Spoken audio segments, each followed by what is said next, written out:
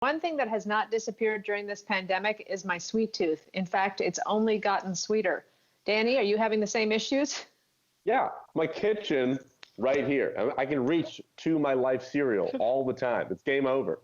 But we can have something healthy and still satisfy that sweet tooth. We've got Ashley Drummonds joining us now, and she's going to show us how to make an easy low-carb chocolate fudge protein brownie, which sounds delightful. Hi, Ashley.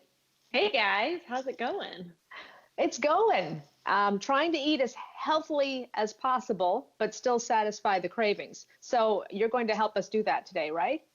Yeah, definitely. That's so funny because I see all the memes on Instagram that people are talking about they're either losing a ton of weight because they're exercising outside all the time, or they're gaining a ton of weight because all they do is sit around and eat. So this recipe, if you guys can see this, makes super huge, delicious fudge brownies, but one brownie is only 100 calories, 4 grams of net carbs, 1 gram of sugar, and 7 grams of protein. So you can eat 2 of these and be fine. And that's a good sized brownie, right? Yeah. So if you can see my hand. Yeah. This is like when they show us how big a bug is and they put it in their hand. You're showing us the brownie. That's much bigger than your palm. That's nice. That's right up my alley. It's not like a little bite-sized brownie. Yeah. Not in this household.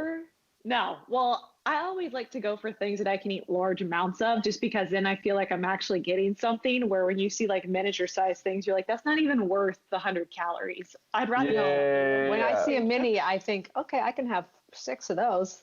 So let's just have one of these. Yeah, no, it's super easy to make. These are all of the ingredients you need right here. I've already preset the oven to 350 degrees. So it's the first thing you need to do. Okay. This is an 11 by 7 pan. It's just a regular baking pan, but that's the size that this made out of that. So what you're going to need is a cup of sugar-free chocolate syrup, which is at local grocery stores, really easy to find. You're going to take 2 whole eggs, mix it into that cup. You always want to mix liquid ingredients together. Otherwise, they clump up when you do recipes. Most people don't know that. So you're going to mix those up like so. I've learned that the hard way. Yeah. It's down in my hand. Yeah, I'm sure you're baking a lot, Danny. You're in the kitchen whipping up some stuff. This is the turning point. You're changing my life. There, good. The other thing you're going to need is half a cup of almond flour. So almond flour is a great alternative that's low carb and all natural, and people who like to stay grain free, this is a perfect alternative. So then we're going to put all of our dry ingredients in a separate bowl. This, I've done this before with you guys, is a protein blend.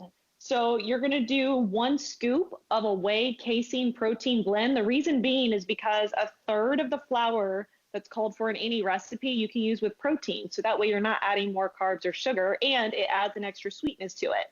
So this is a vanilla base. Yeah. Then we can lift weights after we eat these brownies. It'll be great. Then you can, stay fit, stay strong. We're going to do a little bit of salt. Like I said, this is stuff that most people have in their kitchen, so while they're sitting at home, they can usually bake these up. And then a little bit of baking powder. Throw all that in this bowl. We're going to mix up the dry ingredients just a little bit so they don't clump up either. We're then going to pour the chocolate and the eggs in there. With brownies, you don't mix like you do with cake and other ingredients because it puts too much air in it, and that's what makes them cakey instead of fudgy. So we're going to pour all of this in, and then we're going to use a spatula to just gently kind of fold it in. Yeah, a lot of people always ask, like, why do my brownies turn out cakey? They're not fudgy. Don't use the blender. All. Use the hand. Yeah, use your hand. You can use a whisk, but because I'm going to fold this, I'm just using this little flat spatula. It makes it easier to fold in. That's and you great. Literally, you'll just kind of turn it in until it's all mixed. Once it's mixed up, you're going to pour it in that pan. You're going to bake it at 350 for about 20 minutes or so until it's set. And then it makes 8 of these huge brownies. It's that simple.